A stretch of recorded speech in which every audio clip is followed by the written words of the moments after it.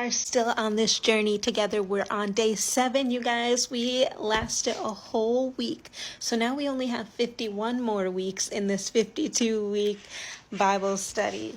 Okay, we are following the Alabaster study guide. And so this week was a focus on God and humanity.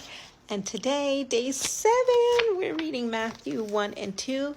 Matthew is the first book of the Gospels.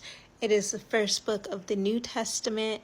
If you've been on my page for a while, you know we used to read through Matthew, Mark, Luke, and John live daily. I haven't figured out my schedule with my newborn yet. I am at her beck and call. Whenever she calls, I go. I'm her little maid, her servant, her best friend, her playmate, her chef, all the things. And so I haven't figured out the perfect time to go live reading these again yet, but we're here for the Bible study. I was rambling. Let's just jump right in again. This is the record of the ancestors of Jesus, the Messiah, a descendant of David and of Abraham. Abraham was the father of Isaac. Isaac was the father of Jacob. Jacob was the father of Judah and his brothers. Judah was the father of Perez and Zerah, whose mother was Tamar. Perez was the father of Hezron. Hezron was the father of Ram. Ram was the father of Amminadab. Amminadab was the father of Nahshon. Nahshon was the father of Salmon. Salmon was the father of Boaz, whose mother was Rahab. Boaz was the father of Obed, whose mother was Ruth. Obed was the father of Jesse. Jesse was the father of King David. David was the father of Solomon, whose mother was Bathsheba, the widow of Uriah. Solomon was the father of Rehoboam. Rehoboam was the father of Abijah. Abijah was the father of Asa. Asa was the father of Jehoshaphat. Jehoshaphat was the father of Jehoram. Jehoram was the father of Uzziah. Uzziah was the father of Jotham. Jotham was the father of Ahaz. Ahaz was the father of Hezekiah. Hezekiah was the father of Manasseh. Manasseh was the father of Amon. Amon was the father of Josiah. Josiah was the father of Jehoiachin and his brother, born at the time of the exile to Babylon. After the Babylonian exile, Jehoiachin was the father of Shealtiel. Shealtiel was the father of Zerubbabel. Zerubbabel was the father of Abid-ud. Abid-ud was the father of Eliakim. Eliakim was the father of Azar. Azar was the father of Zadok. Zadok was the father of Akim. Akim was the father of Eliud. Eliud was the father of Eleazar. Eleazar was the father of Mathan. Mathan was the father of Jacob. Jacob was the father of Joseph, the husband of Mary. Mary gave birth to Jesus, who is called the Messiah. That's the lineage. All those who listed above, including 14 generations from Abraham to David, 14 from David to the Babylonian exile, and 14 from the Babylonian exile to the Messiah. This is how Jesus, the Messiah, was born.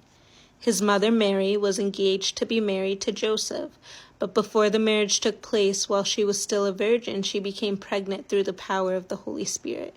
Joseph, to whom she was engaged, was a righteous man and did not want to disgrace her publicly, so he decided to break the engagement quietly. As he considered this, an angel of the Lord appeared to him in a dream. "Joseph, son of David," the angel said, "do not be afraid to take Mary as your wife, for the child within her was conceived by the Holy Spirit, and she will have a son, and you are to name him Jesus, for he will save his people from their sins." This occurred to fulfill the Lord's message through the prophet. "Look, the virgin will conceive a child. She will give birth to a son, and they will call him Emmanuel, which means God is with us." When Joseph woke up, he did as the angel of the Lord commanded and took Mary as his wife. But he did not have sexual relationships with her until her son was born, and Joseph named him Jesus. Jesus was born in Bethlehem in Judea during the reign of King Herod, and About that time, some wise men from the eastern lands arrived in Jerusalem asking, "Where is the newborn king of the Jews? We saw his star as it rose, and we have come to worship him." King Herod was deeply disturbed when he heard this, as was everyone in Jerusalem. He called a meeting of the leading priests and teachers of religious law and asked, "Where is the Messiah supposed to be born?" "In Bethlehem, in Judea," they said, "for this is what the prophet wrote. 'A ruler will come from you who will be the shepherd for my people Israel.'" Then Herod called for a private meeting with the wise men, and he learned from them the time when the star first appeared. Then he told them, "Go to Bethlehem and search carefully for the child. And when you find him, come back and tell me so that I can go and worship him too." After this interview, the wise men went their way, and the star they had seen in the east guided them to Bethlehem. It went ahead of them and stopped over the place where the child was. When they saw the star, they were filled with joy. They entered the house and saw the child with his mother, Mary, and they bowed down and worshipped him. Then they opened their treasure chest and gave him gifts of gold, frankincense, and myrrh. When it was time to leave, they returned to their own country by another route, for God had warned them in a dream not to return to Herod. After the wise men were gone, an angel of the Lord appeared to Joseph in a dream. "Get up, flee to Egypt with the child and his mother." The angel said, "Stay there until I tell you to return, because Herod is going to search for the child to him." That night Joseph left for Egypt with the child and Mary, his mother, and they stayed there until Herod's death. This fulfilled what the Lord had spoken through the prophet, "I called my son out of Egypt." Herod was furious when he realized that the wise men had outwitted him. He sent soldiers to all the boys and around Bethlehem who were 2 years old and under. Based on the wise men's report of the star's first appearance, Herod's brutal actions fulfilled what God had spoken through the prophet Jeremiah. A cry was heard in Ramah, weeping and great mourning. Rachel weeps for her children, refusing to be comforted, for they are dead. When Herod died, an angel of the Lord appeared in a dream to Joseph in Egypt.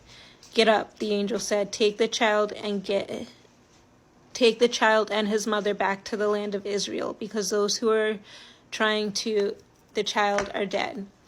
So Joseph got up and returned to the land of Israel and Jesus and his mother.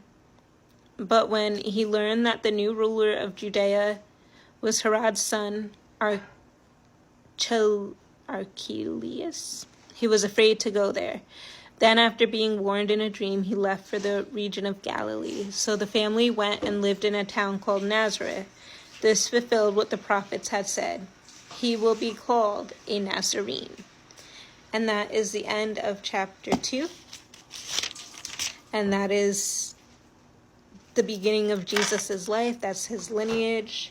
And that is God literally in human form, not just in relation to humanity, now living in humanity. So that is a perfect way to end the week. And we start day 8 tomorrow.